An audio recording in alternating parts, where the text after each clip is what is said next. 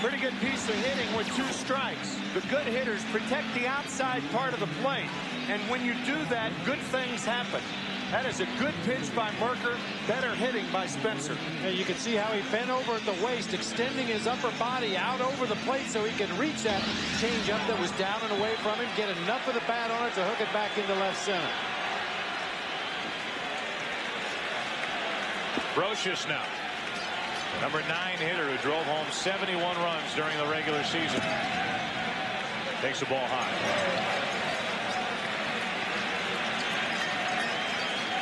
The 1998 postseason. Big numbers for Brocious, who hit down at the bottom of the order and was the World Series MVP.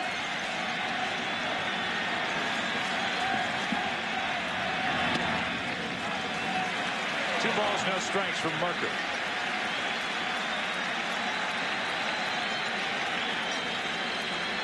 Just like Spencer, when you're behind in the count, stay away. You can come in inside on him with 2 strikes, but not with the count 2 balls and no strikes. Staying away and hitting the corner with a 90-mile-per-hour fastball to make it 2-1. Knobloch waits on deck.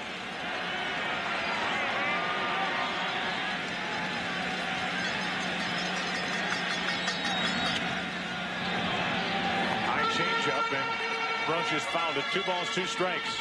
Had that shot of Jimmy Williams. We go in and talk to the managers before the game. You can talk to Joe Torre for an hour. You can talk to Jimmy Williams for an hour, but he's not going to tell you much about what he's thinking going into an LCS. You're going to do all the talking. Yeah, but Jimmy, what happens if Merker pitches well for the first 2?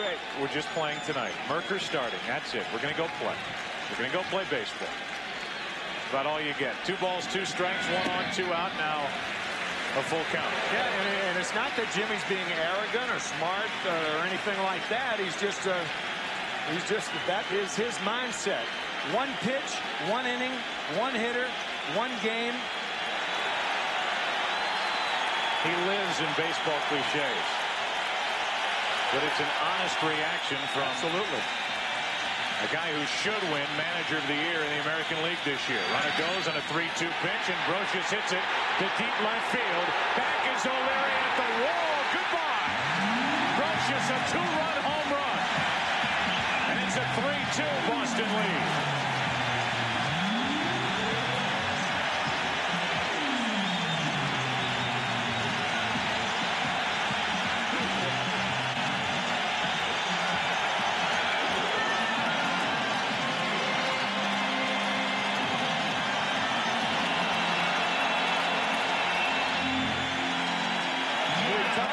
In the first inning, when Merker is working from the stretch, he doesn't have the lower body leg kick and power to deceive the hitter. That changeup stayed up, true to its word, and Brocious turned to catcher Jason Varitek and said, "Jason, I'll handle this one." And true to form, Yankee Stadium lights up. A 2-strike changeup, in my mind, is always an easier pitch for a hitter to hit. Granted, Kent Merker's out pitch is that changeup, but the hitter's already in a defensive mode. He's trying to protect the plate. That off-speed pitch allows him more time to see the ball, make an adjustment, and still hit it hard. 1 ball, 1 strike on Knobloch, who grounded out his first time up. But basically, it gets back to location. That changeup down around the knees or a little bit lower, you probably get a ground ball to the left side. A changeup where Merker threw it, 2-run home run. Not only was it not down, but too much of the plate. A fat changeup. And here it is one more time. The motion of Merker from the stretch position. There's not a lot of activity with the lower body, so where's the deception? Brocious not fooled either.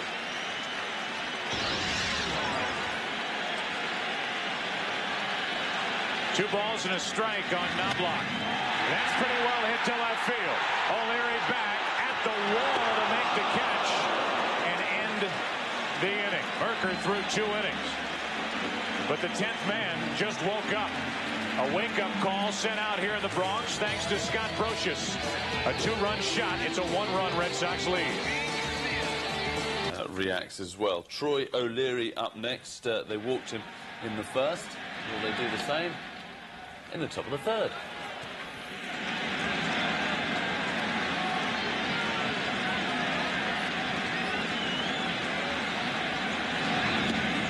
And now ball 2.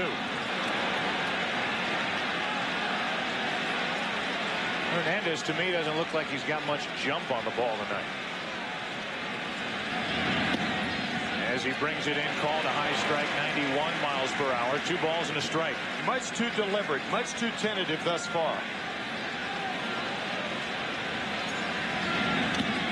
Big rip by O'Leary, 2-2. That's the best fastball he's thrown all night.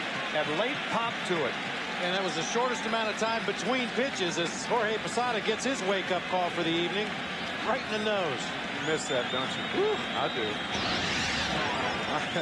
Not even a little bit. 2 balls, 2 strikes. O'Leary leading off. Stanley and Varitek will follow. 3rd inning. And now a full count on Troy O'Leary. Top to bottom, this Red Sox lineup was devastating. The final 3 games against the Indians didn't seem to matter who was at the plate. O'Leary, swing and a miss, goodbye, and that's the first strikeout for Hernandez. Mike Stanley flying to Paul O'Neill earlier. He had 3 of his 10 hits during the division series were to right field. You know he uses the other part of the field with which to hit, but keep in mind this is Yankee Stadium, not Fenway Park. That's why he has 75 hits to left field and only 14 to right. 360 into the position at Fenway Park to right field, and of course the Green Monster in left. So he's a different hitter in this ballpark. And true to form, he flied to right his first time up. Got under the ball and flied to the track in right, caught by O'Neill. Took a ball as Hernandez continues to fall behind hitters. Strike on a late breaking pitch from Hernandez. 1 ball, 1 strike. Not only late breaking, but a late call from home plate umpire Tim McClellan. See that slider just off of the outside corner. Posada with a nice job of holding it there. Stanley gets a base hit into left field. Mike Stanley is on. The Red Sox have a man at first with 1 out here in the 3rd inning, and Jason Varitek walking in. You know, we talked about Jimmy Williams. You see this Boston team, they take on that mentality. I don't see a lot of guys that are worried about being here at Yankee Stadium. A lot of guys who don't enjoy being the underdog. I think Jimmy Williams loves the role of the underdog. There is no doubt that they were against the Indians, and they rolled through them the final 3 games, and they're out in front here in game 1 of the ALCS, and they have a man at first and only 1 out.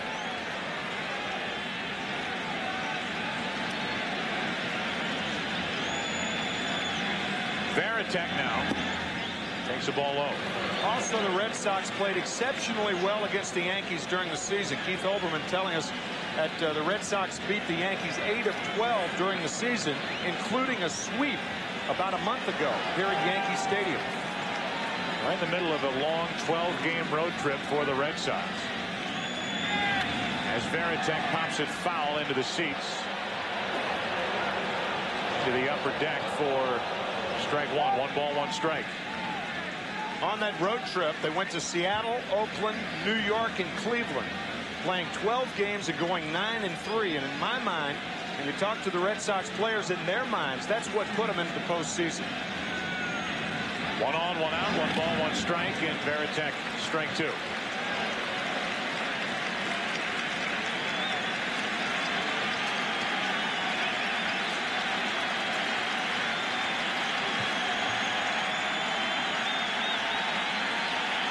Sewing up his pants is Nomar Garciaparra. He ought to try that on that shirt he wears under his regular shirt. 1 ball, 2 strikes, Varitek. That thing really needs it. He can win a batting title. He can play great short. He can sew. He can make julienne fries.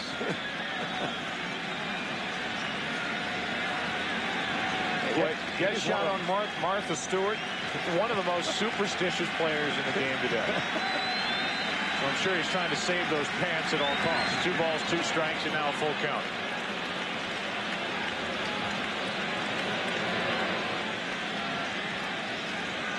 Well, whatever he's doing, he's really grinding on it there. Oh, he's fixing a necklace. That's what he is doing. Right. See? There you go. Did look like he was sewing up the pants, the left leg of his pants. 3 balls, 2 strikes, 1 on, 1 out. Varitek off the end of the bat, right side. It's trying to get out of play. Great effort and a catch by Tino Martinez. 2 out.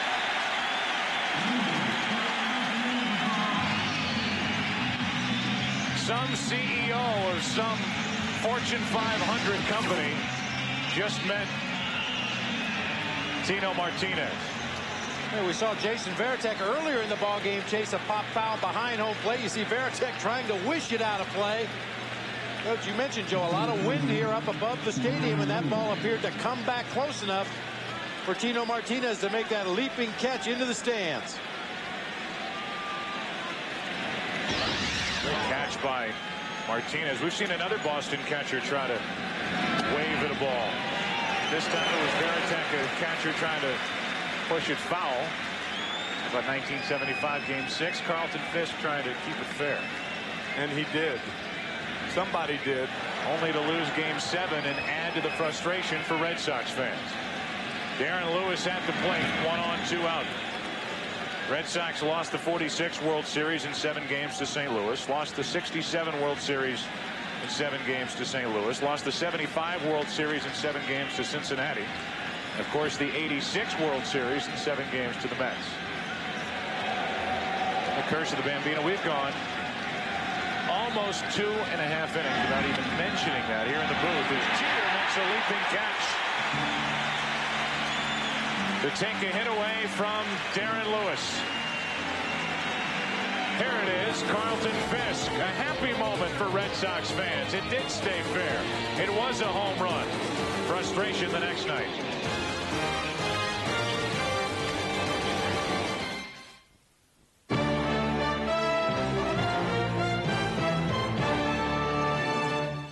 Huge lift, especially it just lifts the team up when you can make a play like that. But they expect it from this guy because he's kind of led them all season long. Is when they lost Mo Vaughn, they needed a leader, and he was kind of the guy. He's going to do it quietly, but he stepped up. Well, we've got that Gus Ibarra catch, Toto.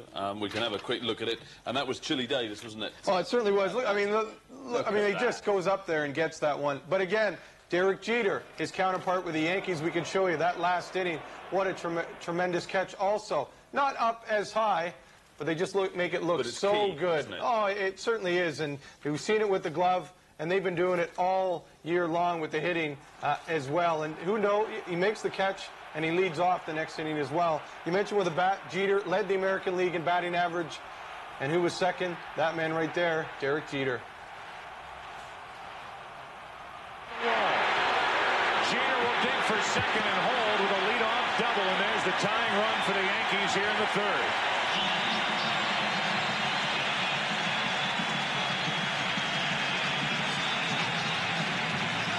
Darren Lewis trying to take the best angle on this ball, tailing away from him, realizing that if he can't cut it off, if the ball gets by him, then it's hit hard enough to where he can recover and hold Jeter to a double.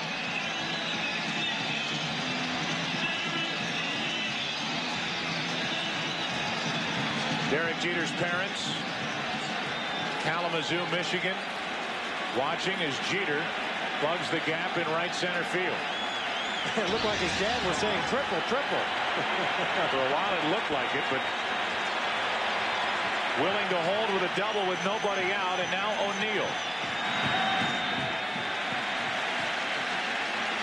Bryce Flory, who was just added to the active roster for the Red Sox, along with Pat Rapp, another right-hander, as they dropped both Tim Wakefield and John Wasden from their pitching staff for this LCS. Flory getting ready, while Merker faces O'Neill. 1 ball, 1 strike. Again, remember the first at bat of Paul O'Neill. He broke a bat being jammed by Merker, and then he got his base hit on a hanging breaking ball away. once again with that broken rib. In my opinion, you got to bust Paul O'Neill inside until he proves that he can hit that pitch in his condition. Trying to at least advance the tying run, the 1-1 pitch. Again, staying away, and that's strike 2.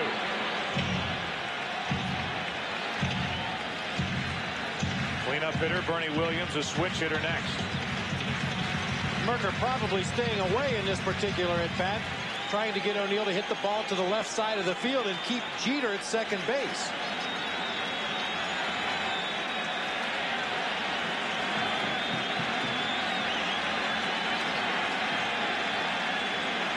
Merker, no strikeouts tonight, would like one here. 1 ball, 2 strikes. 2-2. Paul O'Neill, who drove home 110 runs during the regular season. Been with his Yankees since 1993, and for the first time in a Yankee uniform, failed to hit 300.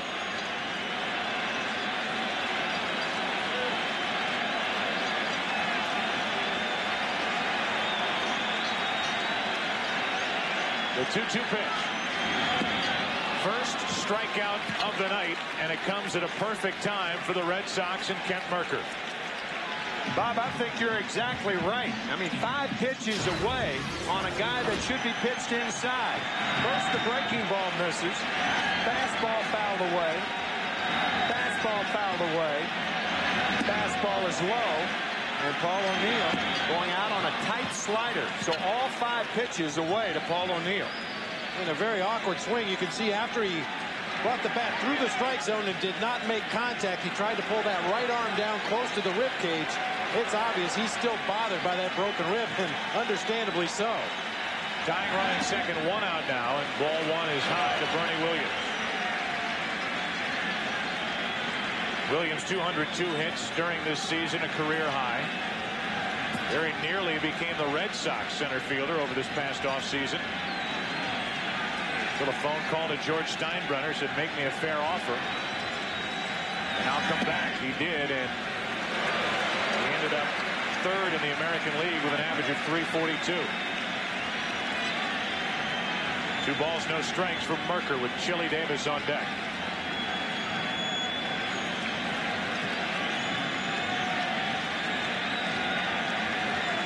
Leadoff double by Jeter. O'Neill struck out.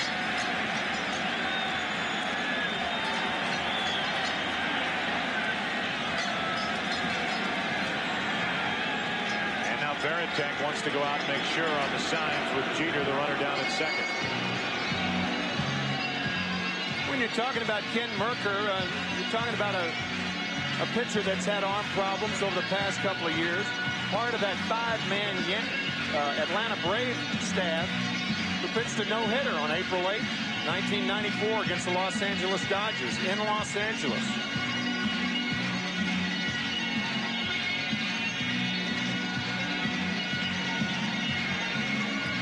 And while Merker makes the start here, Ramon Martinez watches. He'll be the starter in Game 2 tomorrow night.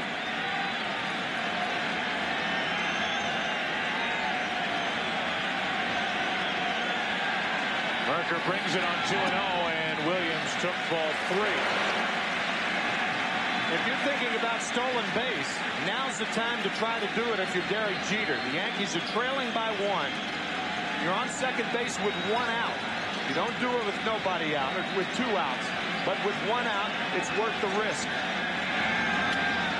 Williams grounds off the glove of Valentin. What a play. Throws behind Jeter and Wild. Jeter gets up, goes to third. No throw, and it's first and third, 1 out.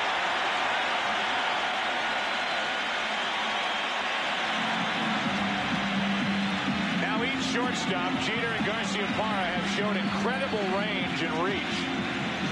But each have made throwing errors in the early innings of Game 1. We talked about a change of direction of Derek Jeter unsuccessfully on that ball hit by Offerman in the second inning. That's what Garciaparra had to do after the ball is off the glove of Valentin. The interesting thing is nobody's covering third. Garciaparra, change of direction. Jeter had gone toward third base. He saw Garciaparra going that direction, and Garciaparra threw behind Derek, and the ball eluding Offerman and going into right field. So Jeter goes to third, an error on Garciaparra. Boy, a tremendously athletic play just to be able to knock that ball down and keep it from going into left field. Jeter at second base. He's kind of in a rocking chair. He wants to go to third. He sees the ball get through, but then Garciaparra made the fantastic play before throwing it away into right field, allowing Jeter to ultimately end up at third base. If Garciaparra doesn't make that catch and the ball rolls to the outfield, Jeter scores. It's first and third with one out. It's a single E6, and Chili Davis lines to the second baseman Offerman. 2 gone. Off the end of the bat, looked like it was headed for center field, but not well hit. And it's first and third, 2 out now. So Merker is 1 out away from getting through 3 innings now, and he's already up to 62 pitches on the night. Yeah, the key total is at 1 in the walk column. Merker's had very good command of his pitches in this ball game, keeping his fastball down low, going up the ladder with the fastball when he's wanted to. He's been hurt on some changeups that have strayed up and over the heart of the plate, but other than that, he seems to have pretty good command tonight. And now a lefty-lefty matchup as Merker will deal with Tino Martinez. Tino flied out to right his first time up. Tying run. Jeter is over at third. Go-ahead run is Bernie Williams at first. 2 out. And a line drive. No more again. Garciaparra, another leaping catch to end an inning. He did it in the first. He does it here in the third. And the Yankees strand a couple. They have left 4 on the night. Still trailed by 1 after 3. A day's rest. They're going to need it after the excitement of those 2 ones. First game 1 and game 2, Toto. Won the first 2 at home. That's all you want to do now. All they got to do. Remember, 3 in a row at Shea Stadium in New York.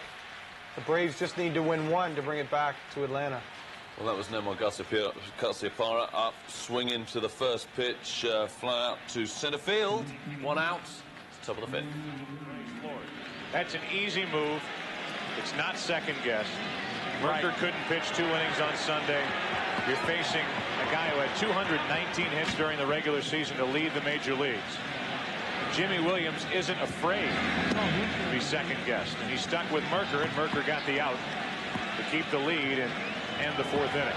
And Merker will take the mound. We assume, we're not sure, as Rich Garces begins to warm up down there in the bullpen, but with the lefty Paul O'Neill leading off, followed by 2 switch hitters who hit better from the left side of the plate, it would figure that Merker will go back out to take the ball to start the 5th inning. And Tino Martinez, the left-handed hitter, is batting 4th. Missing down and in, now 3-0 on Troy O'Leary, who was walked and struck out tonight. Red Sox got 2 runs in the first inning. 1 run scoring on a throwing error, another on an RBI base hit by Daubach. Led 3-0. An RBI single by Offerman in the second, who, by the way, is 2 out of 3 to go with that good defensive play.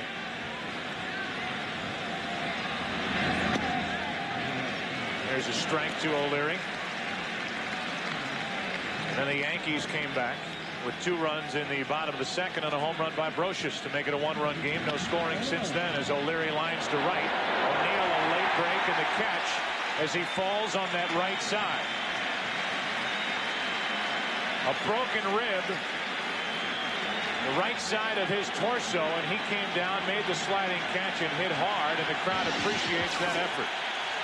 You could see the slight grimace on Paul's face when he got up after this sliding catch. And a standing O for Paul O'Neill. You could see the grimace when he lands, too. Watch the face.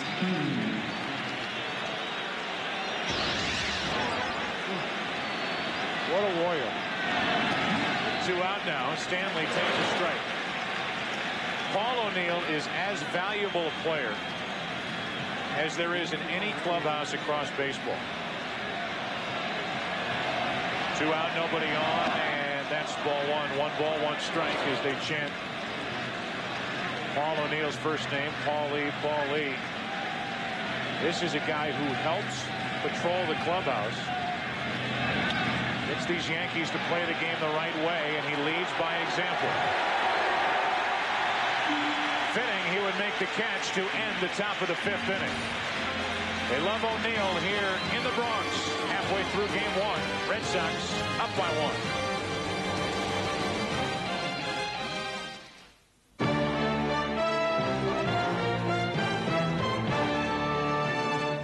Perform in the postseason. No, I recognize this man. We've seen him already in the divisional series. Yeah, and what a terrific job he's done out of the bullpen for the Boston Red Sox, and against Cleveland as well. Got that big out in the game Sunday night. You remember he got Roberto Alomar with a couple men on base, the Red Sox, and that was in the 2nd inning after they pulled Merker. Red Sox then went on to explode for 20-plus runs after that. But he's done such a good job for them out of that bullpen. This will test him. That's for sure. And this is going to test Paul O'Neill. We're seeing a repeat there of how he sustained the injury. That was some time back, wasn't it? October 2nd, yeah, in Tampa Bay. And you see what we were talking about as well. The right side is what took the force against that low wall in Tampa Bay. And again, to point out, they'd clinched. So really, they're just kind of getting ready, staying healthy for the postseason, and he goes after a ball like that. Unbelievable. We'll soon find out if it's impacted his swing. Let's get back to the game. Bottom of the 5th. Bob mentioned the 2 switch hitters sandwiched between the left-handed hitting O'Neill, the left-handed hitting Martinez. Jimmy Williams once again says pooey to conventionality. 1 ball, no strikes. Garces, you see the numbers you just did. Terrific out of the bullpen this year for Jimmy Williams. He did a nice job in relief of Merker in that game in the division series. Came in and pitched 2 1/3 inning of a 1-hit ball, gave up only 1 run, and that scored after he was removed from the ball game. 1 ball, 1 strike. High delivery, and O'Neill fouls it back toward us. You see so many managers that are so hung up on matchups, getting lefty-lefty, righty against a righty. Jimmy Williams has gone the opposite here in the last 2 half innings. Leaving Merker in to face Jeter. Jeter grounded into an inning-ending force out at second base. Now he brings in the right-hander, and O'Neill reaches for one and rolls it to Offerman, 1 away.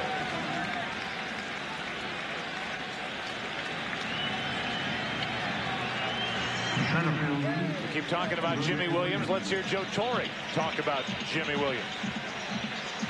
I put the Boston Red Sox along with the New York Mets as far as 2 clubs that have really have played tough baseball all year and have really gone against the odds, basically.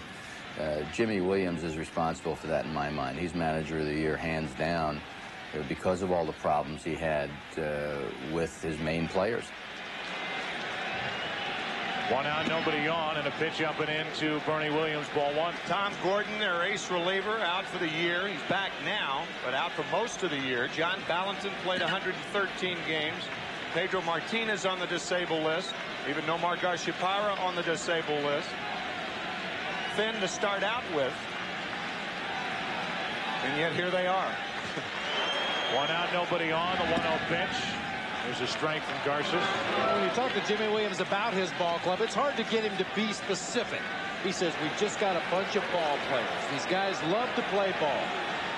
That's about as much as you get out of Jimmy. Yeah, he emphasized that these guys are baseball players. It's cleared a lot up for me. Really? 1 ball, 2 strikes. It's funny. It's such an interesting study because he says what he says, and then afterward he'll come up and go, "Look, I'm sorry. That's just all I have to say." That's right. I didn't give you much, guys, but hey, it's just the way it is. We're worried about this game right now. Okay, see you tomorrow. Yep. 1 ball, 2 strikes, and Williams takes ball 2. Well, I got a pretty good feeling it'll be the same way tomorrow. Yep. You played for the guy.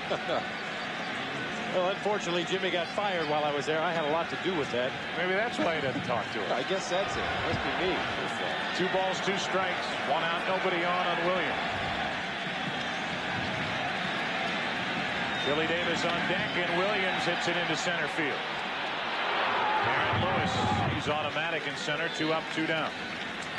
I'll tell you, as much as any manager managing today, the one guy that comes to mind when I see Jimmy Williams and the way he handles his team and the press, everybody else, is Bobby Cox.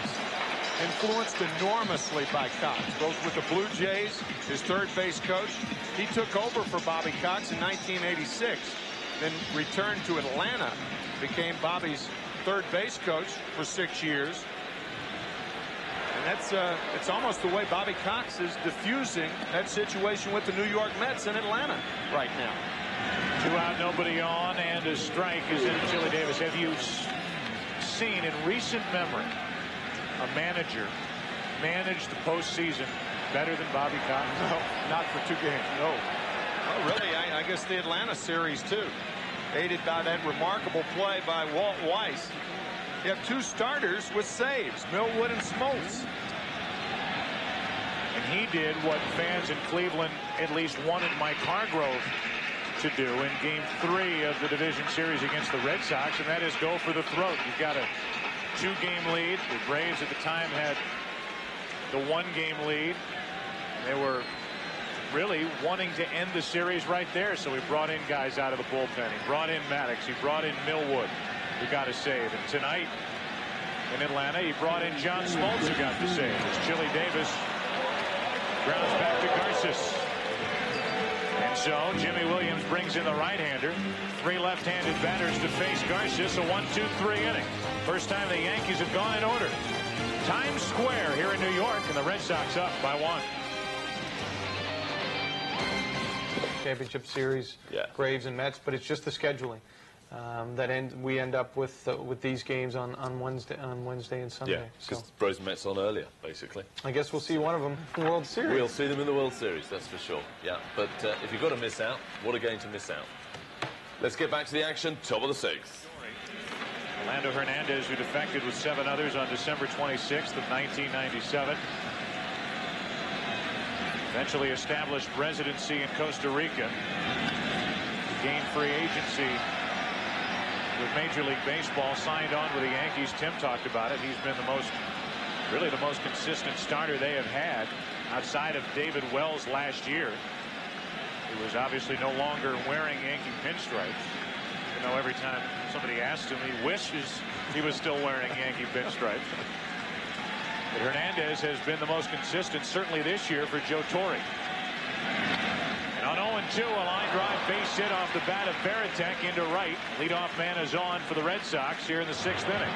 So another ball hit in the air off of Hernandez, and Bob was talking about that scouting report. Curveballs, fastballs, that 4-seamer conducive to fly balls. It's the 2-seamer, the sinker, that goes down that gets the ground balls. But of course, Hernandez doesn't throw that pitch. So from that I told you so to another. You know, it's a big story now that Orlando Hernandez turned 34 on Monday, not 30 as they report in the media guide here with the Yankees. 1 on, nobody out, and Lewis trying to bunt, bunts it foul. Had more people been paying attention to the Fox Saturday Baseball Game of the Week 2 months ago. Yes. You, sir, Tim McCarver, told the world that El Duque was about to turn 34, not 30. As he took a few years off when he came to the United States. Aided and abetted by Dr. Roberto Echevarria, who was a professor at Yale and wrote a book called The Pride of Havana, a book about Cuban baseball. Matter of fact, Orlando Hernandez played for the Industriales down in Cuba. And that team, or a team formerly named before the revolution back in the late 50s, had been around since 1878. 1878, playing organized baseball in Cuba. That was 2 years after Custer's last stand. For those of you interested in that type of stuff. He says, smirking at the 30-year-old to his left. 1 ball, 1 strike. With 1 on, nobody out. Bob Costas talked about it during the division series, and I thought said it well when he talked about El Duque as Lewis bunts it in the air. One hop to Martinez down to second. Out. That's the only play. Force out 3-6, and with the speed of Lewis, they were not going to turn two anyway. Throws a little high, but the easy put out on the force out. Just to finish about Hernandez, as we watch the replay of this bunt, which was bunted too hard right at Tino Martinez, and they get the lead runner, Veritek, who doesn't run all that well because he's a catcher. Oh, please. Come on. Knock it off. Go ahead. Show me how well he runs. It's not even close. That wasn't his fault. The ball was bunted too hard. Bunted too hard. Stay off the catchers. I know. But what Bob was saying was, it is understandable that somebody like Orlando Hernandez, because of the government situation down in Cuba, he had a lot of his youth taken away, would shave some years off to give himself better opportunity for a bigger contract for more years with Major League Baseball in the United States and Canada. 1 on, 1 out, and the pitch is in for a strike to Trot Nixon. Which begs the question, why only 4 years? I mean, if you're going to knock some years off, make it worthwhile. Tell him you're 19. I guess El Duque kind of thinking that you better stay within range. Otherwise, you can't sell it. Come to think of it, I think now my mom is part Cuban. She's been knocking years off her age for the last 10 years. I was going to say, you don't have to go to Cuba to find people who knock years off their age. There are a lot of people in this country, there's tons of them. And it happened in the 30s and 40s in Major League Baseball. Sure. A lot of players from the South, the rural South, that would tell you one age. They were actually a few years older than they reported. 1 ball, 1 strike on Trot Nixon. Sorry, Mom.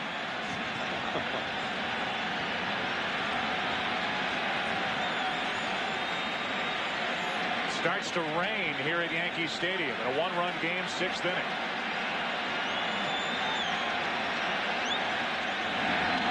And Nixon pops it up into the raindrops, foul left side, and that is strike 2. We take you back down to Keith Olbermann in the protection of the Yankee dugout. Yeah, Joe, apart from the fact that we are getting drenched here, you're talking about shaving time off. Yankees signed a pitcher named Rollin Sheldon in 1960, who they were told was 21 years old or 20 years old. Turned out he was actually 23 or 24. So it's happened in their team's history before as well. Thank you, Keith. It's 1 on, 1 out here. 1 ball, 2 strikes as Hernandez deals with Trot Nixon. Rain lets up a bit, and Nixon looks for the ball outside, 2-2.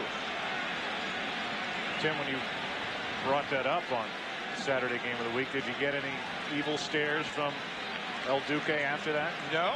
Jose Cardinal, the first base coach and outfield instructor for the Yankees, told me the next day, El Duque's really mad at you. He said, nah, just kidding. 1 on, 1 out, and Nixon is jammed as he tried to get out of the way, and that ball rolls foul. That was a key pitch to make contact as far as the Yankees are concerned. There's Jose Cardinal, first base coach for the Yankees. Had Nixon not made contact with this ball, it's 3-2. Darren Lewis is compelled to run at first base. Totally different situation instead of the 2-2 count. Rain stops. Had a brief shower, and now it stopped here at Yankee Stadium. 2 balls, 2 strikes, 1 on, 1 out. 1 run, Boston lead in the 6th inning. Lewis running.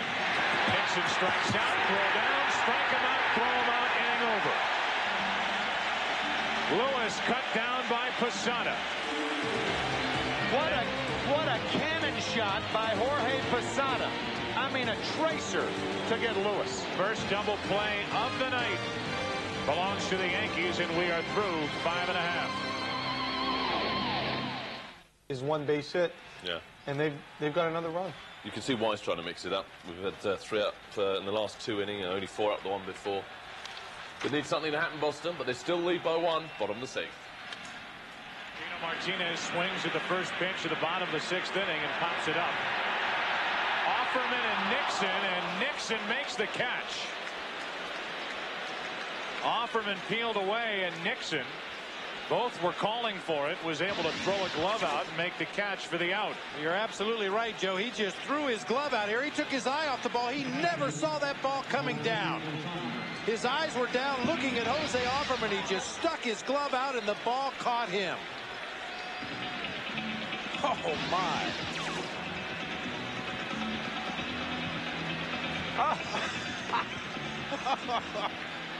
So a postseason break for the Red Sox. The Bambino must have been sleeping for that moment. Normally, luck is a loser's lament. Not in this case. One out, nobody on, and Posada takes a strike from Garces, who has retired all 4 Yankee hitters he's faced.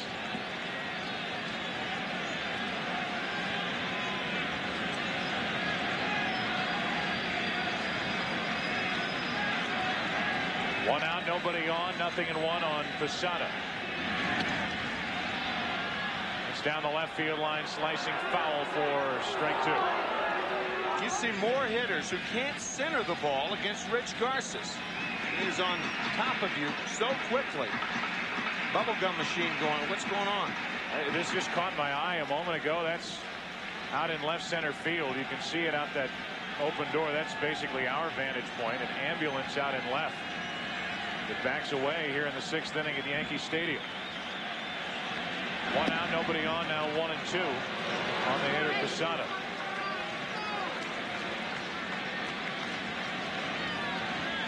Mentioned Garces pitched 2 1/3 inning against the Indians in that division series. Gave up only 1 hit. Tremendous control in that ball game. Hating that outside corner with the fastball and the slider. Jam Posada and a floater into center field for Lewis. And that's 5 in a row retired by Garces. With 2 out, nobody on. We'll remind you that Friday catch the most original new police drama in years on the series premiere of Ryan Caulfield, Year 1. And the creator of the X-Files brings you the ultimate mind game, Harsh Realm. It all starts Friday at 8 Eastern, 7 Central, here on Fox. That's Friday night when this series will take a rest. Getting back up for Game 3 on Saturday afternoon. Roger Clemens and Pedro Martinez at Fenway. You'll need your rest for that one. I was going to say, everybody will need a breather before that one. Spencer is singled, scored a run. Batting with 2 out, nobody on, and that's 2 quick strikes from Garces. That's often how you can tell a pitcher's effectiveness. Not only that he gets hitters out, but how the hitters make outs. Do they hit it sharply on the ground? Do they hit line drives to outfielders? Catcher and pitcher keep the fat part of the bat off the ball. That's their primary responsibility, and Garces does it wonderfully. 1 ball, 2 strikes.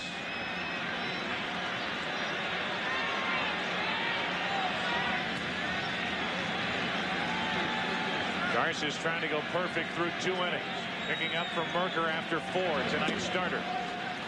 Missing low, 2-2. It will be Garces and others out of the bullpen tonight for the Red Sox.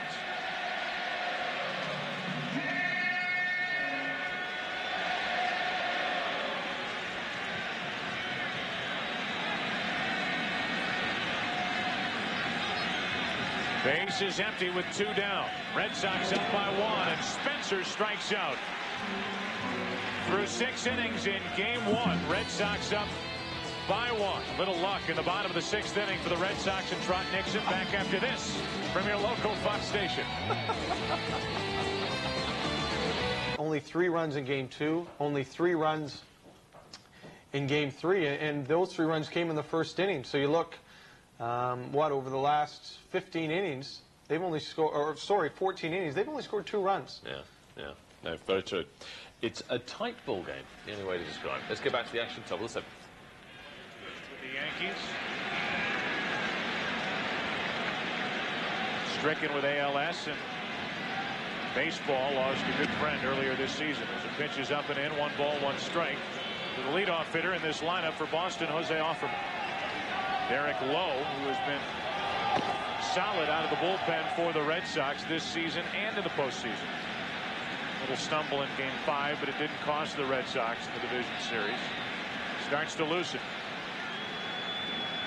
So it starts to rain again here at Yankee Stadium as we begin the 7th inning. Can't be safe. Offerman flies into right center field. Pretty well hit. Bernie Williams a long run. One away, and Offerman is 2 out of 4.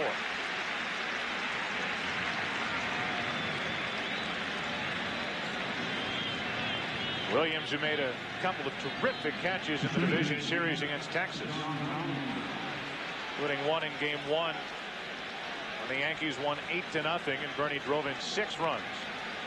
It's a rather routine catch. 1 out. The batter is Valentin, who has doubled. Reached on a fielder's choice and an error and scored a run. We saw El Duque drop down on that first pitch here to John Valentin. He has not changed his arm angle in this game as much as we anticipated. Dropped down to throw a slider here. First pitch to the Red Sox third baseman. Misses just off of the outside corner. Dropping down there and hitting the outside corner. 1 ball, 1 strike.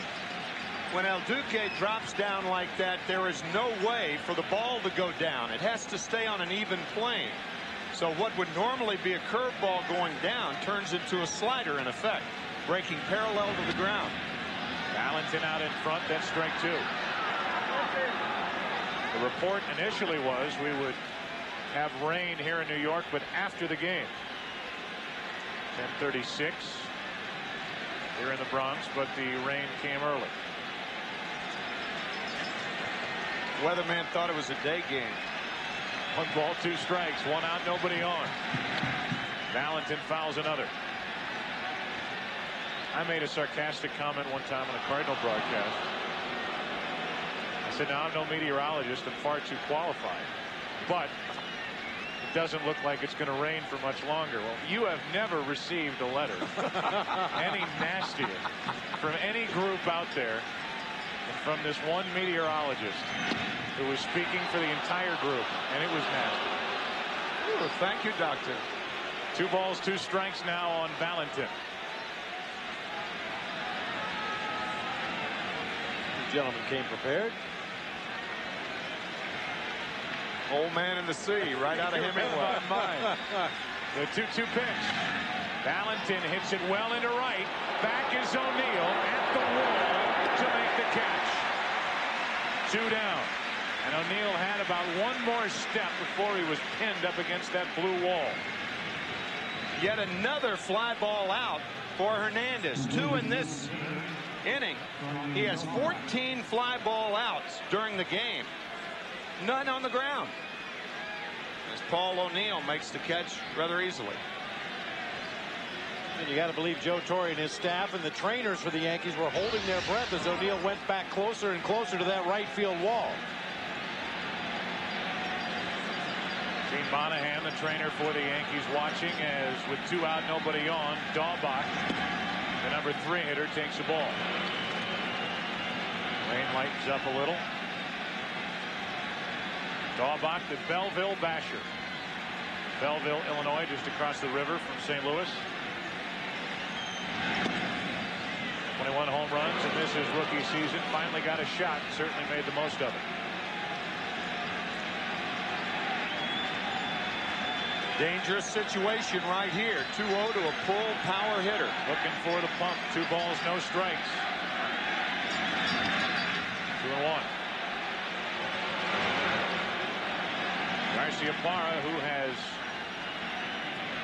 been held hitless tonight, but has certainly made his presence felt, saving at least 3 runs defensively, waits on deck.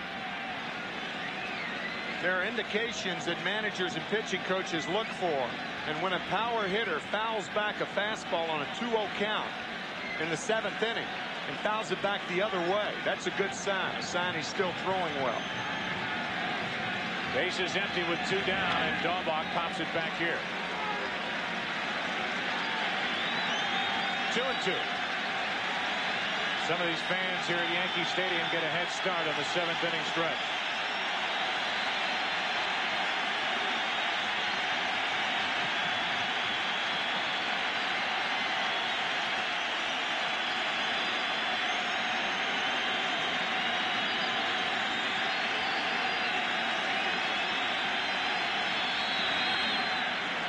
into left center field. Williams to his right. And the Red Sox go in order in the 7th. Time to stretch here at Yankee Stadium. Game 1 of the ALCS. Brosius, Knobloch, Jeter due up for the Yankees. They trail Boston by 1. In the bottom of the 7th. Often we come back. Never. Never. This man's winning skill. No, it wouldn't be any fun. Derek Lowe on for the Red Sox now, out of the bullpen. Nice job by Rich Garces.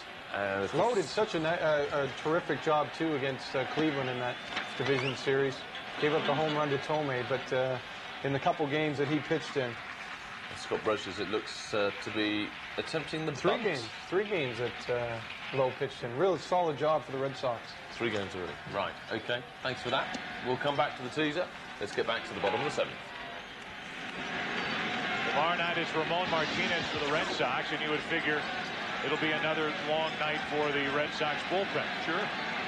Guy who lasted 5 2/3 innings in his division series starting game 3. Hard hit through the left side and a leadoff base hit for Brosius, who's 3 for 3.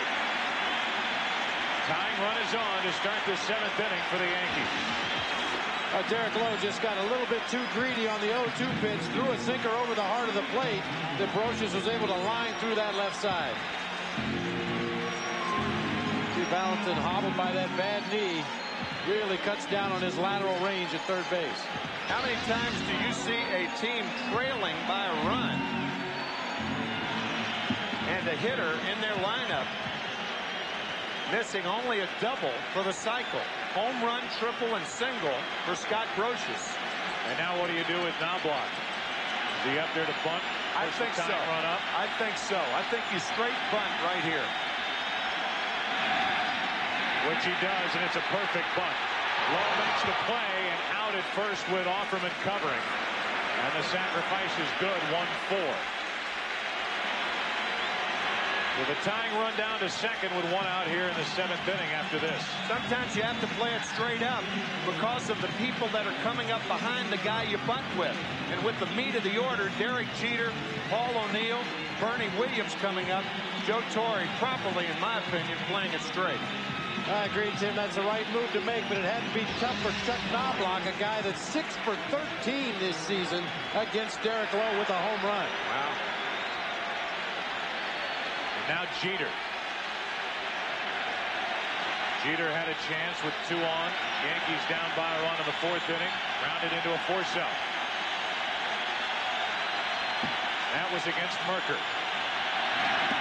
Against Lowe, he takes a strike.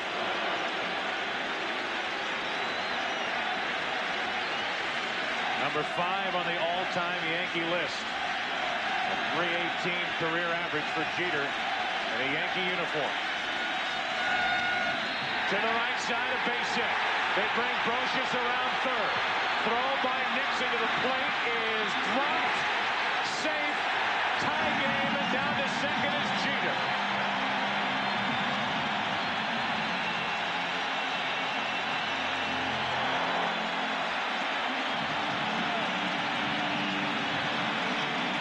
For the parents of Derek Jeter watching, the base hit into right, a strong throw by Nixon, and Veritek dropped it. Boy, are you ever right. That was a terrific play on the part of Trot Nixon, because Jeter doesn't hit it that well, fielded well on the short hop, and a good throw to Veritek. That was not an in-between hop. That ball was right there. Brosius crashing into Veritek. I think what happened, Jason, looked like he took a peek at the last minute as Brosius came into him. And by taking a peek at the runner, he dropped the ball. Right there. You could see Veritek's head start to move to the left to pick up Brosius coming down that third baseline just a split second before the ball got there. Bob, I think it's epidemic with Major League catchers who are wearing their mask when they protect home plate. The one thing that wearing the mask does, it cuts down on your peripheral vision. When you're looking to your left, you're seeing bars, not the runner. And Veritek had the mask on, and Brosius knocked it off. See a lot of Major League catchers trying to block home plate with their mask on, and to me, it's not the proper approach. You don't get the proper look at the runner, and it costs Varitek here. And most runners coming into home plate don't go for your head anyway. They go for the glove. They try to jar the ball loose. Now the go-ahead run at second, only one out for Paul O'Neill. Strike one. The Red Sox, who have only one left-hander in their bullpen, Real Cormier, have Derek Lowe on the mound. And it'll be one lefty after another to the plate for the Yankees, and it's the right-hander, Tom Gordon, getting loose. And he just started to throw. The Yankees now a hit away from taking the lead. To the left side, and Garciaparra kicks it. Can't handle it, and O'Neill's safe at first.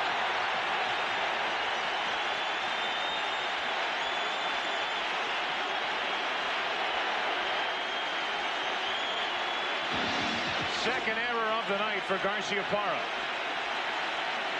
Looked like the ball came up on him just a little bit, hit the heel of the glove, and jumped up in the air on Nomar Garciaparra. At that point, he thought he still had a play on Paul O'Neill. He finds the ball, makes the play, but can't find the handle the second time. That allowed O'Neill to reach first base. The defense behind Derek Lowe in the postseason has been awful for the Red Sox. Go back to game one of the division series. The error by Valentin, followed by a two-out game-tying two-run home run from Jim Thome. Varitek just dropped an out at the plate, and Garciaparra makes an error to put two on with one out. And Williams grounds to short. Garciaparra out at second. Bad throw and saved by Stanley. No double play, and it's first and third, two out.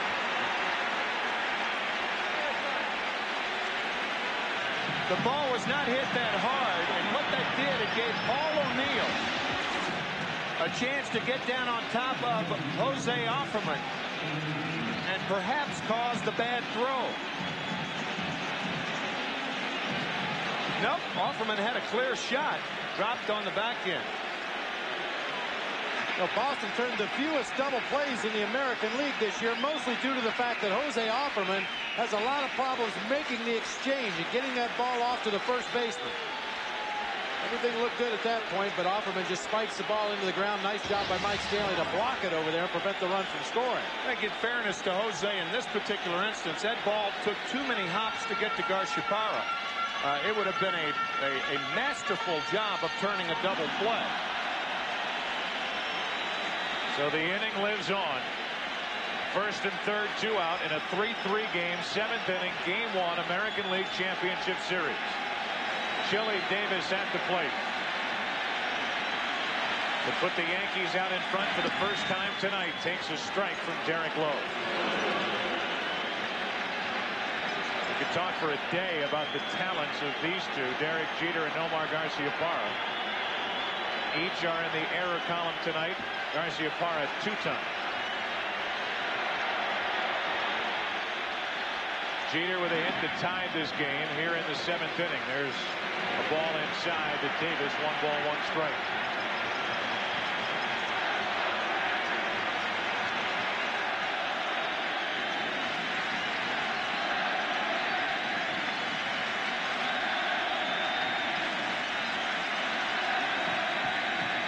The rain pounding down in the seventh inning. Davis gets a good rip. It fouls it back. Strike two. Now with Davis in the hole and 2 outs, the Yankees don't use this play very often. They don't try to steal a cheap run. But since Davis is in the hole, you might see Williams run, stop getting a rundown, and try to score Jeter. They did it in game one of the divisional series against Texas last year with Chad Curtis on at third. Jeter and Williams, the base runners for the Yankees.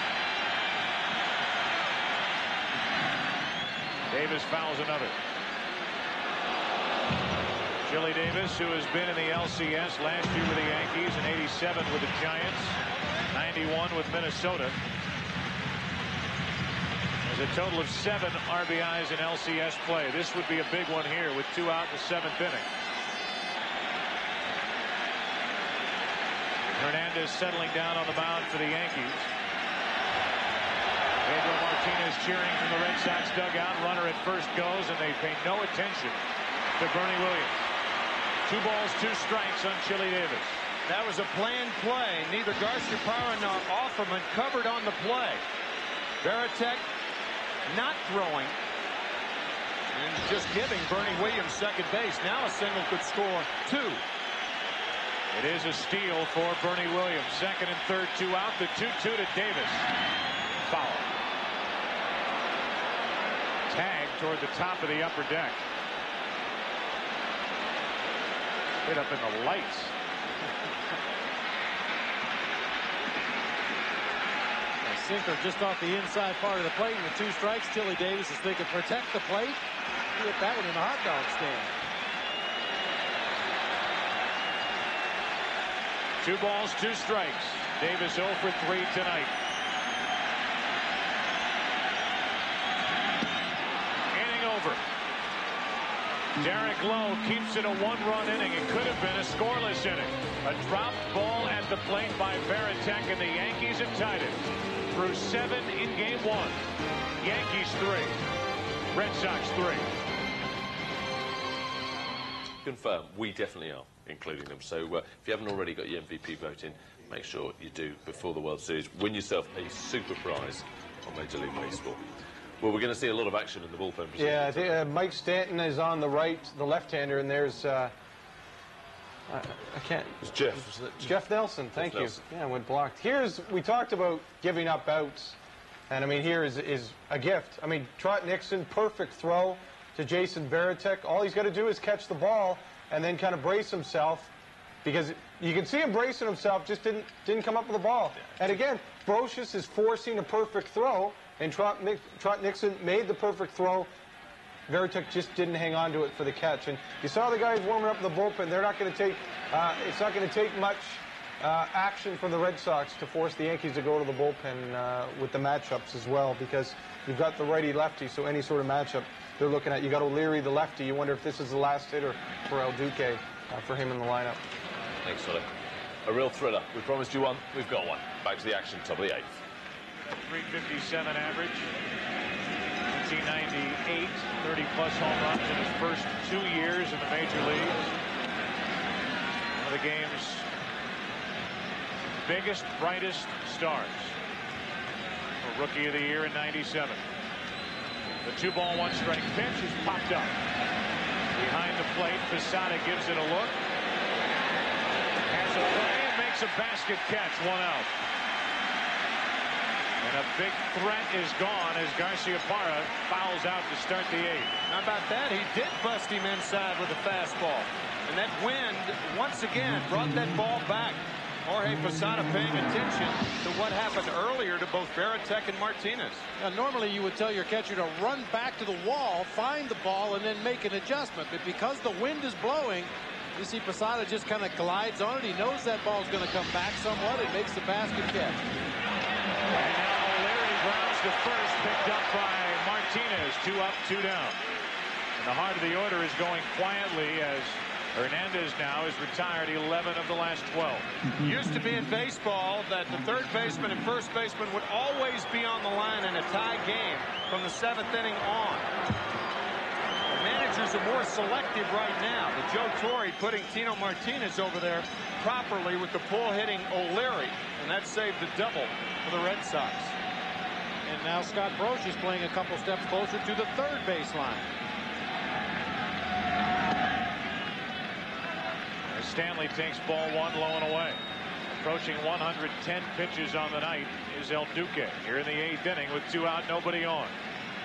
The bottom of this 8th, it'll be Martinez, Posada, Spencer. Numbers on the night for Hernandez, who gave up 2 in the first, 1 in the second, and nothing since then.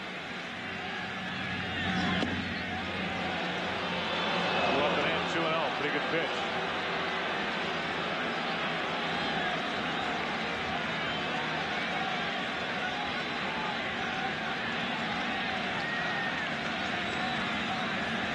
Two balls, no strikes on Stanley. That's a strike on a breaking ball. 2-1. Stanley single back in the third. 1 out of 3 on the evening. And that's hit well into center field, but not deep enough. Is approaching the track. Williams puts it in the leather, and Stanley is gone. A 1-2-3 inning in the 8th inning for Hernandez, who is really pitching well. Bottom of the 8th, still tied at 3.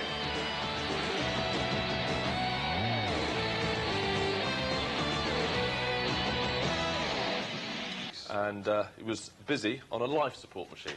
The good news is Tom is back, fully fit, back in his country, and the first thing he did was watch Major League Baseball. Good to have you back, Tom. Thanks for the postcard. Let's get back to the action. Tino Martinez, the leadoff batter, bottom of the 8th. Spencer. Scheduled hitters in this inning, and that's ball 2, 2-0.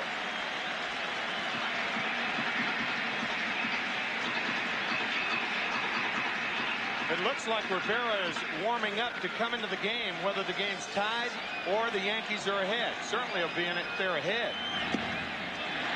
3-0 from Derek Lowe to the leadoff hitter in a tie game 8th inning.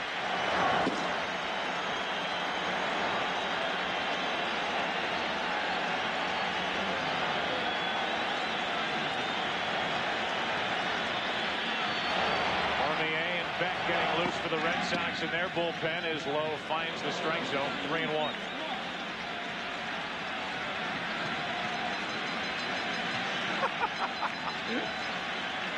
Joe not quite as animated as Popeye in that shot. Martinez with a full count, 3-2. Getting some encouragement from Don Zimmer. Martinez 2 out of 14 this postseason.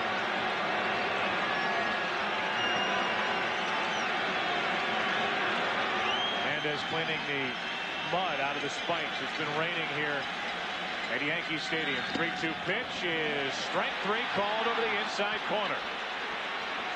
From a 3-0 count, and Derek Lowe comes roaring back to strike out Martinez looking. Don't forget that tomorrow it's game 2 of this ALCS. The Red Sox and the Yankees at 8 Eastern. Owen Martinez will pitch for the Red Sox against David Cone. Then Friday it's game 3 from here in New York, Shea Stadium. The Braves and the Mets. Braves up 2-0. That's on NBC. 1 out, nobody on, and here's Posada, and there's a big rip and a foul. Might be saying at home, how can a power hitter like Tino Martinez in a tie game take a fastball on a 3-2 count right down the middle? What I think happened was Derek Lowe appeared to jerk that ball. A lot of pitchers will do that. Martinez looking outside, and Derek came across his body, and that ball tailing back over the inside corner, or even a fatter part of the plate. Something in the look confused Martinez. Speaking of looks, the opposite end of the spectrum in regard to Derek Lowe's windup compared to that of Orlando Hernandez. The breaking ball is low. From Lowe, 2-1 on Posada. Here's that 3-2 pitch. You can see even Veritek is set up outside, but this ball is jerked inside and came over the fat part of the inside corner. Posada up on the count, 2 balls and a strike. And a ground ball to Offerman. Backhanded pickup. 2 up, 2 down. A little different look from Derek Lowe as he winds up and brings it to the plate. Very economical, keeps his body over his legs, which may sound funny, but a lot of pitchers, as they go into their windup, will rock back and then step into their delivery. Dick Poehler was the former pitching coach here in Boston. Cut down on his delivery to home plate, told him to keep his upper body and his head over his legs. You see that very unusual sidestep, and goes right into his windup. Now it's Joe Kerrigan. His 3rd season with the Red Sox, former pitching coach for the Montreal Expos. He helped tutor Pedro Martinez, who is also now with Boston. Spencer, strike 1. It's a very odd look for a tall right-hander, 6'4½", to keep the right leg stiff and throw the ball down in the strike zone as Lowe does. Raining as hard now as it has at any point tonight, and it's 0-2 on Spencer.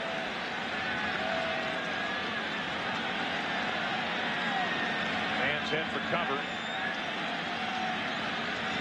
2 out, nobody on in the bottom of the 8th inning of a 3-3 game. Game 1 of the ALCS. Spencer takes ball 1.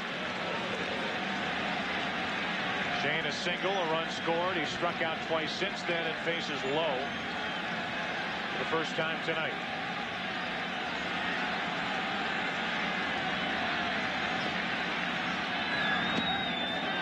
Spencer went. Tried to check his swing. He's rung up by Dan Morrison and can't believe it. So a 1-2-3 inning for Derek Lowe. We go to the 9th inning. Tied at 3. And a half a run. Wow. That is absolutely outstanding. You can see them adding the sand because of all the rain, just to make sure there's no mud. They're doing it everywhere on the pitcher's mound, at home plate, on the base paths as well. Nice job there. Give us a good view. Those clubhouse, you know, those guys working in the dugout, the clubhouse guys, they, you know, guys of many talent. Yeah, it certainly is. Yeah, keeping an eye on the camera. And that sand, is it, the whiter colour stuff that's basically just to give it a bit of grip? It's a big if. Yeah, that's right. He does not allow many base runners. You see the numbers on Mariano Rivera this season, the 45 saves, 52 strikeouts in 69 innings. That number could be considerably higher. You heard Joe Torre say he doesn't necessarily go for the strikeout all the time unless he really needs it. So here is Rivera just trying to keep it tied. It's 3-3 in the 9th inning of game 1. Veritek is jammed. Easy play for Nava, if there is such a thing. And we listen to Jimmy Williams talking to his first base coach, Dave Joust, about running on Mariano Rivera. Davey, we run on this guy. Yeah, he's about a 1-4. Yeah. I mean, it's a good pitch to throw on. The only thing is it's a good pitch to throw on because it's up in the zone. Like it's hard. And hard. He's a real good fielder, but he does not quicken up. He doesn't like to throw over. He'll throw it once. I got a bunt. I believe that. Yeah, okay, I just asked. Yeah.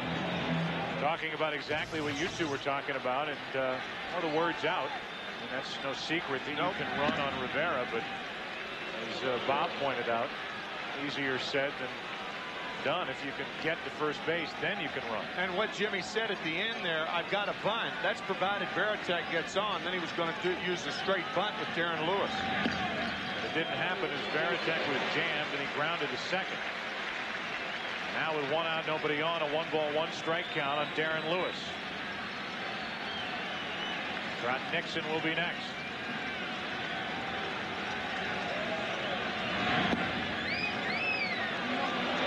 Balls and a strike on Lewis. We'd like to thank, of course, Jimmy Williams and Joe Torre, wearing microphones in the dugout, something that no manager likes to do, but willing to let us in to their dugout. 3 balls and a strike from Rivera. That's a sacred place, isn't it, the dugout, when you're talking about things that happen during a game or things that happen away from the ballpark. Torre watching with interest on a 3-1 pitch. Full count on Lewis. Now, Lewis is a guy, should he reach base, that is certainly capable of stealing. I was thinking the same thing, Bob. You're right. And you heard Dave Joust say that Rivera is tough to run on because his pitches are up high in the zone. Got him over the inside corner. 2 down.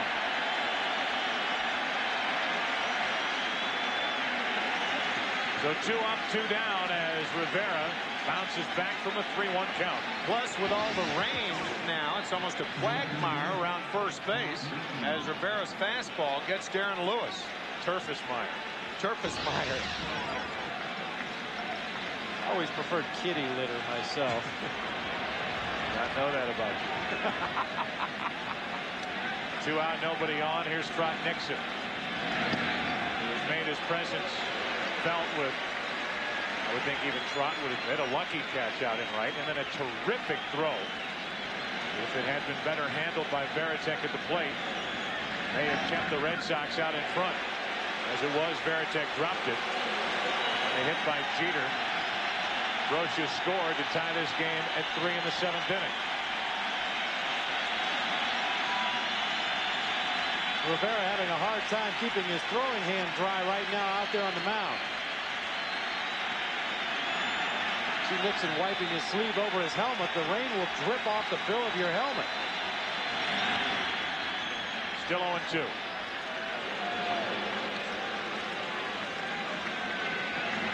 Fans are tough. Only a few have left for the cover of the concourse. As Nixon pops it foul into the upper deck down the right side. Yeah, baseball is a secular religion in the Northeast corridor. So they hang in, maybe ruin a leather jacket or two. The program. As they watch Rivera with a count of 0-2, deal to Nixon. 1 ball, 2 strikes. The Yankees in the bottom of this 9th inning will have Brocious, who's 3 for 3. Knobloch and Jeter. Nixon stays alive.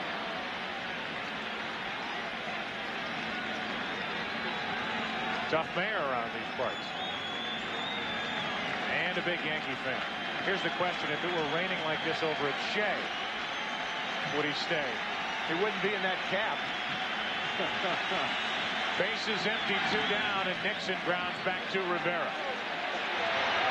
Inning over, a 1-2-3 inning for Mariano Rivera. Scott Brocious, who is perfect on the night, will lead off for the Yankees. Bottom of the 9th inning, game 1, tied at 3. He can get a good grip of the ball, be able to throw whatever pitches he needs to. Yeah, I think so. I think the pitcher has the advantage. Okay, well, it's for Boston. You got the slippery bat as well. You can see right there with Brocious having to, you can only towel off the one time, and then you got to go up and hit. I mean, you can go back and try and do it again, but it's always going to be slippery. Okay, well, let's find out if Scott Brocious can continue his postseason record. Bottom of the 9th, all tied 3 apiece. Scott Brocious lead off batter. It's never happened in postseason play, a player hitting for the cycle. He has homered, tripled, singled, and scored, and he lacks only a double to accomplish that feat that's never been done in the postseason. We look at our game summary. We're all the way into the bottom of the 9th inning. Boston got 2 runs in the first. Derek Jeter error figured in heavily. Offerman an RBI single in the second. It was 3-0 Boston until Brocious hit a 2-run shot with 2 out. The bottom of the second, a 1-run game until Brocious scored on a base hit by Jeter on a ball that was dropped at the plate by the catcher Veritek. Tied it at 3 in the bottom of the 7th, and now here we go into the bottom of the 9th inning. Derek Lowe is in the dugout with, you just saw the jacket covering his pitching arm. They're going to work on the field, on the base paths, and we will take a quick break. Possibly. Possibly not. It depends on how quickly this grounds crew, which is known for dancing to YMCA between innings, can pick up the rakes and sprint off the field. Let's stay there. I don't think they're breaking, are they? I think they've just... no, I don't think you're right. I think they actually are still on air. Caught us out there a little bit. Is that still... That's still old Derek, isn't it? That's Derek Lowe on the... Cement bags coming on Solo. Is that trying to seal up the Boston defense? Yeah, you're right. With 3 errors, I think you're right. Yeah, they need something like that. Yeah. Well, it's an awful lot of sand, and it doesn't seem to have done that much. Which was put together back in 1932. The rain has stopped. We talk more about this rivalry, and the Red Sox indeed playing second fiddle, at least after Ruth was sold to the Yankees. First meeting in 1903. Finished 1-2 12 times, with the Yankees finishing on top of the Red Sox 9 of those 12 times. The 1978 one-game playoff for the AL East title with a Bucky Dent home run off Mike Torres. In 1941, Ted Williams hits .406. DiMaggio the 56-game hitting streak, and Joe D won the MVP. While we say the name Joe DiMaggio, you will notice on the left sleeve, Scott Brocious as he digs in, the number 5 in tribute to the late Joe DiMaggio, who passed away this year. And the black armband in tribute to Jim Catfish Hunter. Finally, after all that, a roller to third that's foul for strike 1, and we're underway in the bottom of the 9th inning. And with all the turf that's been dumped onto the infield area, footing figures to be very treacherous. That composite will absorb the moisture, but it gets clumped in the cleats of the base runners and the defenders. The 1-ball, 1-strike count now as that misses outside to Brocious, who again, if you look at the spikes of Jason Varitek, again Brocious lacks only the double to hit for the cycle. Nasty pitch down and away, strike 2. Also, the outfield is very wet. No turf is in the outfield, so when that ball hits, if it's a line drive, it's going to scoot and make it very difficult to pick up if you're an outfielder. Brocious leading off in the bottom of the 9th inning, a 3-3 game. The 1-2 pitch just got a piece. If that ball does skip in the outfield, you may be looking at the first guy to hit for the cycle in the postseason. 10 Yankees have done it in their storied history.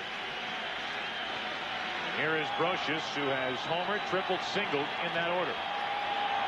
Cormier and Beck are both ready. And that came back for strike 3. 1 out. Brocious doesn't agree with the call. The late call by McClelland, and that strikeout number 4 for Derek Lowe. Well, you remember that pitch to Tino Martinez that tailed back over the inside part of the plate. This one did the same thing, same side of the plate, only a right-handed hitter up there. That late tailing fastball, a very effective pitch. Now Knobloch, who has grounded out, flied out, walked, and dropped down a sacrifice bunt. Jeter next.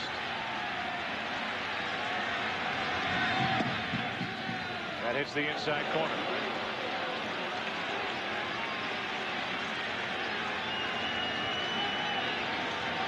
Jeter tied this game his last time up in the 7th. An RBI hit to right. Block on his backswing may have come back and hit the catcher, Varitek, so he hopped out of there. The 0-1. Strike 2.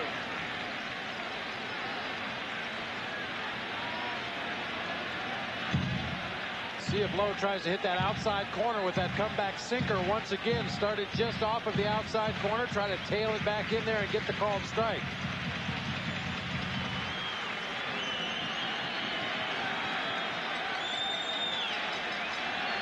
The 0-2 pitch from Lowe. Got away with one there. That was a real hanging breaking ball. I think what saved him, the pitch was too high for Knobloch. You see Jason Varitek laying his catcher's mitt on the ground, telling his pitcher, get it down, get it down. He left that pitch up over the fat part of the plate. Again, the 0-2, and Knobloch just got a piece. Rain is all but stopped. Little mist here in the 9th inning. This rivalry, these two teams meeting for the first time ever in the postseason. Wouldn't you know, game 1 is a 3-3 tie in the 9th. Big numbers in his career for Knobloch against Lowe. Valentin, a diving stop. Too late, base hit. And the winning run is on for the Yankees. Great play by John Valentin. Look how quickly he gets to his feet. Just missing the speedy Knobloch. Looked like after Valentin made the catch, as he was diving, he was able to get his body turned and in a better position so that he was able to get to his feet quickly and throw strong to first base, but Knobloch with just too much speed. Another thing, on a breaking ball away, a right-handed batter gets down to first base a lot quicker than if he were jammed. And that helped Knobloch get a good jump out of the box. Knobloch may have injured himself coming across the bag, and he will get a visit from Gene Monahan and Joe Torre as Jose Cardinal is in on the meeting.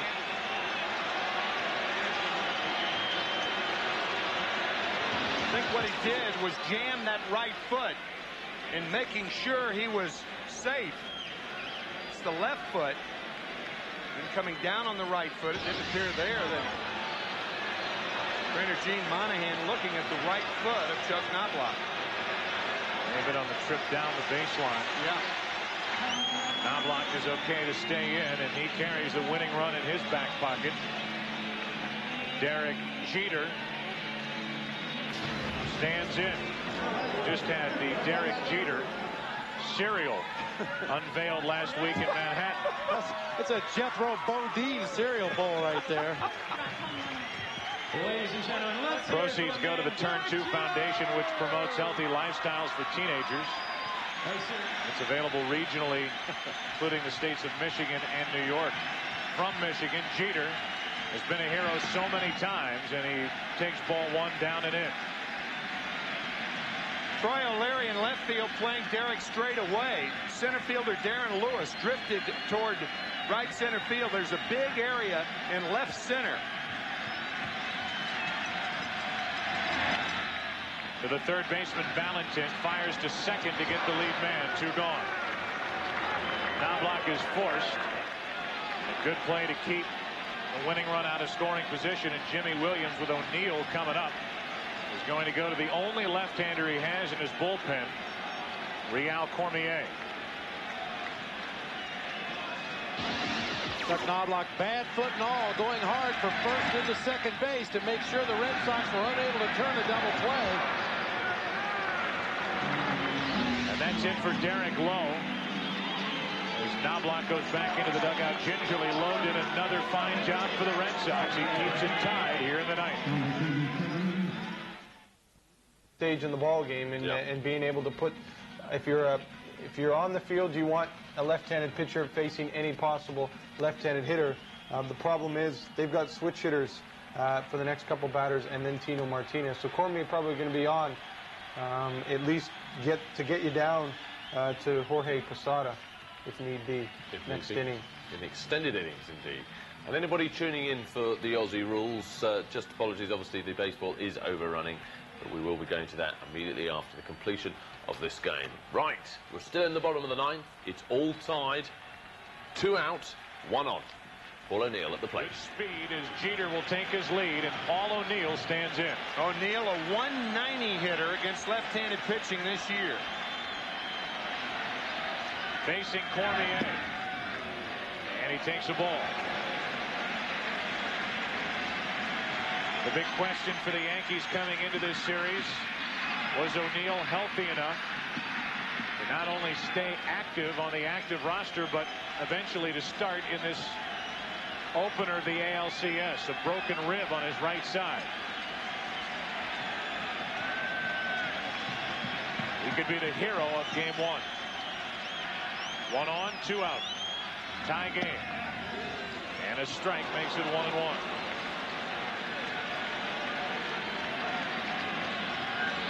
O'Neill, a mild argument with Tim McClellan.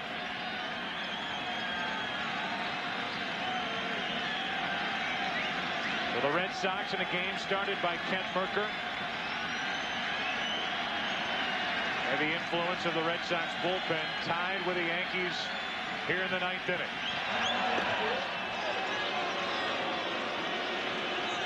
If we go to the 10th inning, it would be the top of the order for Boston. Offerman, Valentin, and Daubach. Anybody gets on Garcia Parra, and it would appear it would be facing Mariano Rivera. Nobody warming for the Yankees, so Rivera will be back out there in the 10th.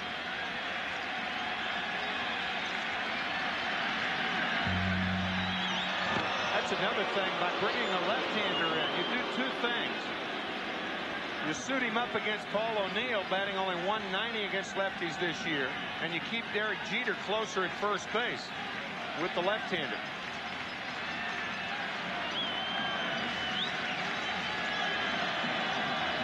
Winning run, Jeter at first with 2 out here in the 9th inning. Looks like he's running here.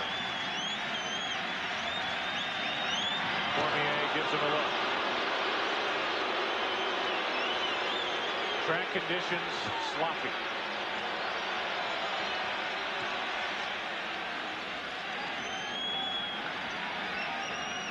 Rained heavily here the last couple of innings. The rain is now stopped. There's more mud than dirt on the infield. Jeter with his lead. 1 ball, 1 strike on O'Neill. And the crowd is starting to get all over Cormier.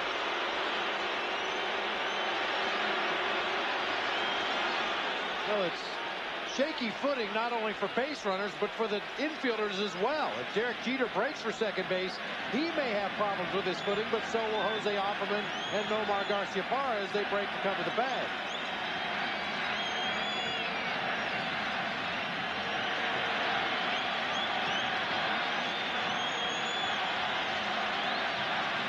One ball, 1 strike on O'Neill.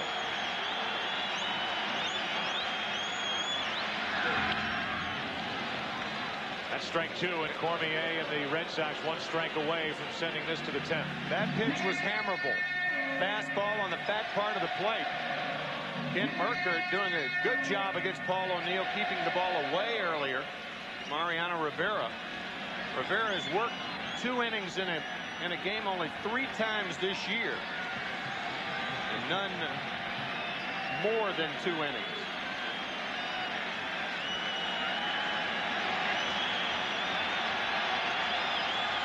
The feet of Derek Jeter as he takes his lead. 1 ball, 2 strikes on O'Neill.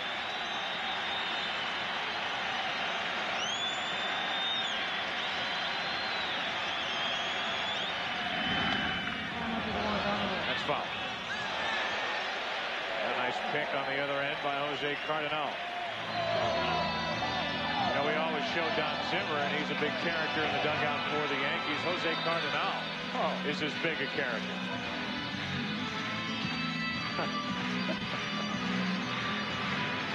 Now, not only do you get a character, but you get that look from Don Zimmer, which the cameras just seem to find him. Yeah, it looked like Zimmer was giving Jose Cardinal a hard time. Absolutely. After throwing that ball up into the stands, he made a face at it.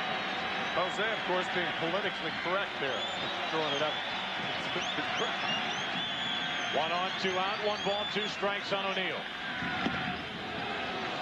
2-2 from Real Cormier, who has undergone Tommy John surgery. Took him over a year to feel right again. Came up through the St. Louis organization. New Brunswick, Canada. Guy who would chop wood in the offseason to stay in shape. He's still in that business.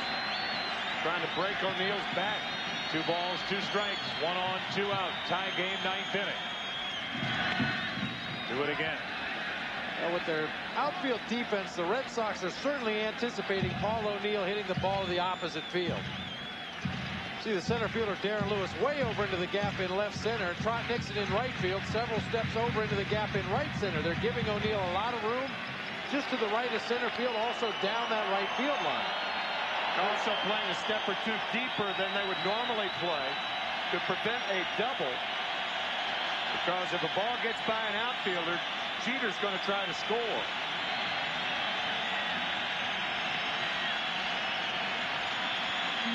Another 2-2 pitch.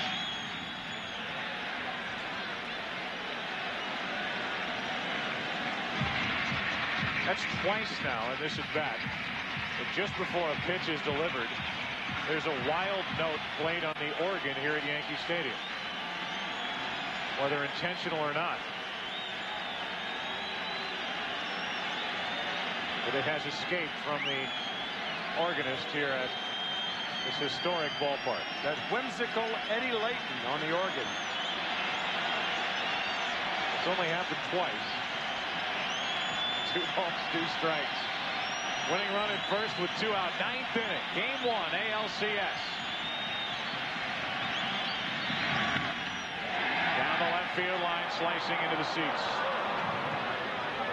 Cormier's going to have to do something different. He's given O'Neill the same look too many pitches in a row. And you can see slowly but surely Paul is hitting the ball back over the third base dugout, and then he's bringing it around toward that line. Got to mix it up a little bit and then go back out there. Looked like Joe Kerrigan was talking to Jason Varitek and telling him perhaps to go out and talk to Cormier about that very thing. Yes, the problem is if Cormier wants to come inside on O'Neill, you better make sure you get it inside where he can't hurt you, because as we mentioned, the outfield defense is set up for Paul O'Neill to hit the ball in the opposite field. If you make a mistake on the inside part of the plate and allow Paul O'Neill to pull it, there's a lot of room down the right field line and in right center.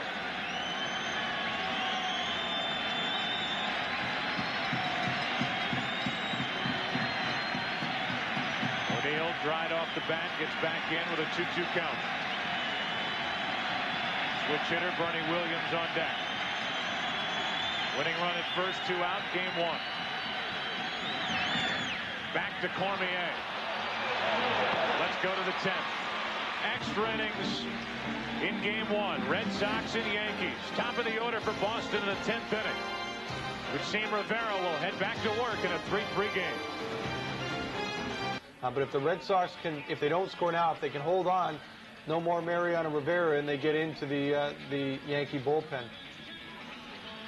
Right, thanks very much, Todd. Let's go back to the action. I think we can have an update on perhaps how Chuck Knobloch injured himself. He was rubbing a very sore ankle. Looks like when he fouled one off a little bit earlier, that might what have done the damage. Let's find out. Will continue to do so, but Hoppy said he was all right to go out again.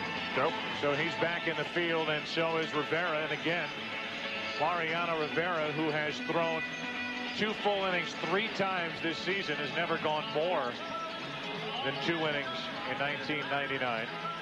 Will work to the top of the order. And then if this game should continue, more decisions for Joe Torre. Rivera only threw 14 pitches in that 9th inning. So if he has an economical 10, perhaps Joe would send him out there in the 11th. Unless the Yankees, of course, score in the bottom of the 10th. Be sure to stay tuned to Fox for your late local news immediately following this game. For those of you who want more coverage of tonight's game, turn to your local Fox Sports Net or Fox Sports News. But right now it's the 10th inning. Game 1 of this ALCS tied at 3, and Jose Offerman, 2 out of 4, leads off. Is overmatched with strike 1. Offerman, Valentin, and Dahlbach. Feeling we'll be seeing a few of those throughout the next week and a half. 1 ball, 1 strike.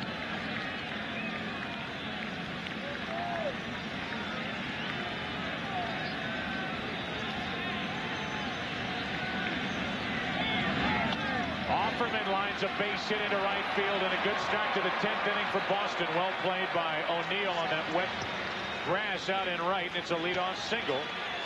3rd hit of the night for Jose Offerman. That's the good news. Here's the bad news. The right-hander that the Red Sox try to score against during this postseason game has been basically untouchable his career in the postseason. A record of 2-0, an ERA of 0.47. 9 saves. He hasn't given up a run since that Sandy Alomar Jr. home run back in the division series in 1997. Here's Valentin. Was reached on a fielder's choice, scored a run, and doubled. John Valentin has sacrificed 1 time only in 1999.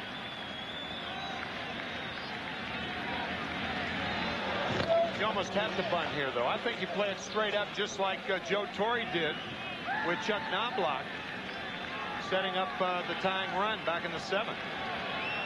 And Rivera with that throw to first base, not so much to try to pick off Jose Offerman, to see if John Valentin would give away whether he's going to bunt or not. He's not, and that's strike 1. Now, these are unusual circumstances. Yeah. First of all, you're in game 1 of the ALCS. More importantly, you're facing Mariano Rivera. You've got your number 3 hitter Dahlbach on deck. If you can avoid the double play and get that runner down to second, then you can get Nomar Garciaparra to the plate. They're swinging with Valentin, and the count's 0-2.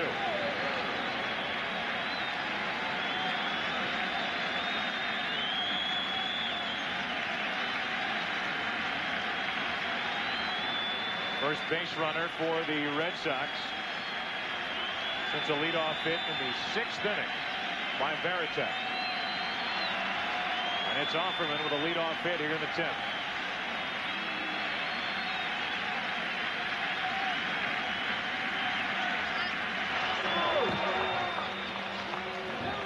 You may remember in our sounds of the game a couple of innings ago when Jimmy Williams was talking to first base coach Dave Jouse about Mariano Rivera. Can you run on him? They determined that it would be tough, but it can be done. And they said at the time Rivera does not like to throw to first. He's made 2 throws over there in this at bat. And now Offerman starts and stops. Posada lost control of it as he popped up. That pitch did miss the strike zone by much, 1-2. Even though Rivera is a 1-speed pitcher, that's one of the things that running against him will do, because Jorge Posada has a very difficult time centering the ball when Rivera releases that fastball. He had 2 pass balls earlier in the year. He didn't lay a glove on him. The ball's hit him in the forearm. A 1-2. 2 balls, 2 strikes. 96 from Rivera. In order to make a clean throw to second base, you have to catch the ball cleanly. The ball can't be caught in the heel of the glove or the webbing of the glove. It's got to be caught in the pocket to make the transfer properly.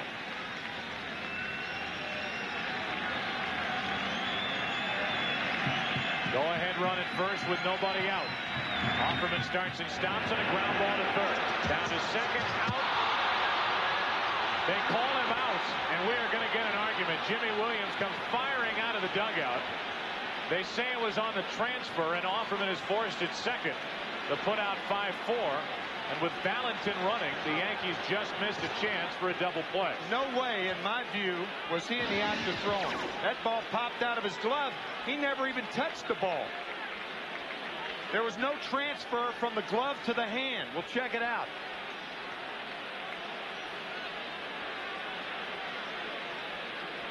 Ball came out of his glove. He never went into.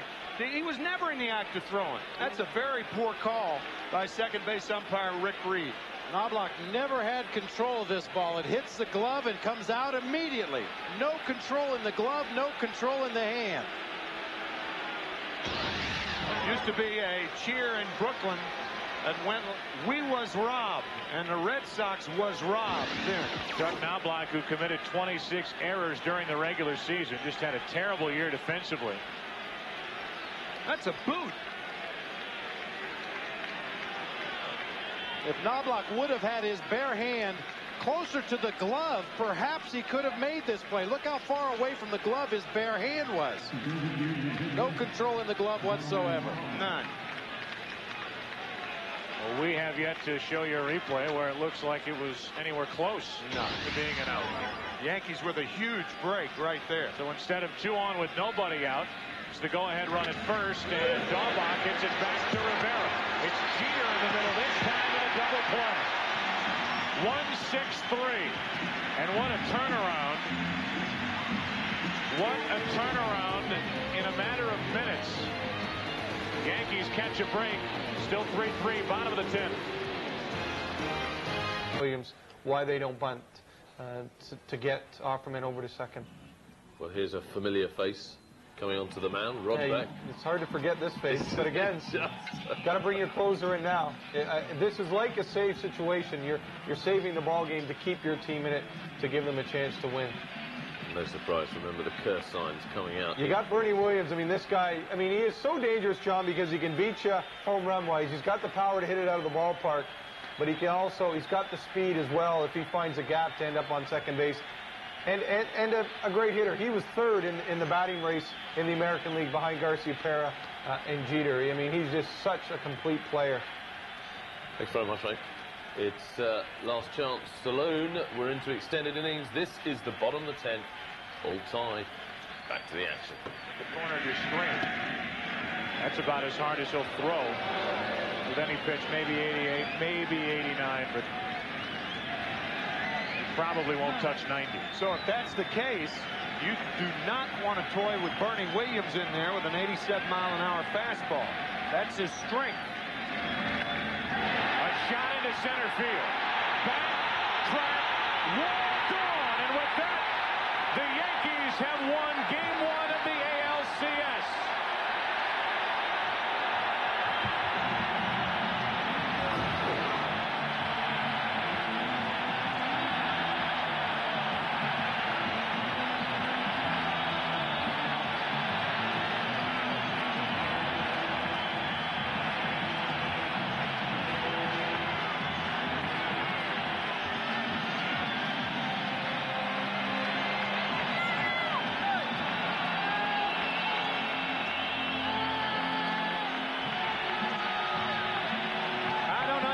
You could see Jason Varitek setting up inside to pitch to Bernie Williams. It looked like a high inside part of the plate fastball. Not for long. We'll find out. Let's go down to Keith Olbermann. Keith. Bernie, congratulations. Couldn't have come at a better time from you. Thank you. Thank you very much. I was trying so hard during the course of the game, and I was just able to get a good pitch and put a good swing on it. Did you, as Chef Nelson says hello, the speed of the pitch, we were watching Beck not at full velocity. Is that where you want to pitch in that situation at that speed? Well, I was just looking for a pitch out over the plate. He threw me a cutter at the first pitch, and I thought they were going to work me in. I just didn't want to pull off the ball, try to stay inside, and I got my pitch, and I put a good swing on it. Bernie, we won't say that was a missed call at second base in the top of the inning or the bottom of the last inning, the top of the inning, but it's a call that goes your way as opposed to Boston's way. When that happens with the Yankees, do you feel like you have to take advantage of that situation? Well, there's no doubt about that. I think we had a couple of opportunities during the game that we could have capitalized on. We didn't. And, you know, in series like this, you need a break like that to get it going. So we're just very fortunate and very proud to win this game. Are you glad you signed with this team rather than the one in the other dugout right now? Well, I like where I am right now. Bernie, congratulations again, and thanks for stopping by right here. Thank you very much. Joe Buck, back to you in the booth. All right, Keith. As we take you away, Tim, watch this one being driven away by Bernie Williams. All you have to do is look at Jason Varitek. The right foot plants. He sets up inside. Wrong place to pitch Bernie Williams. Bernie Williams, who was the ALCS MVP in 1996, has a leg up on it in 1999 with this swing.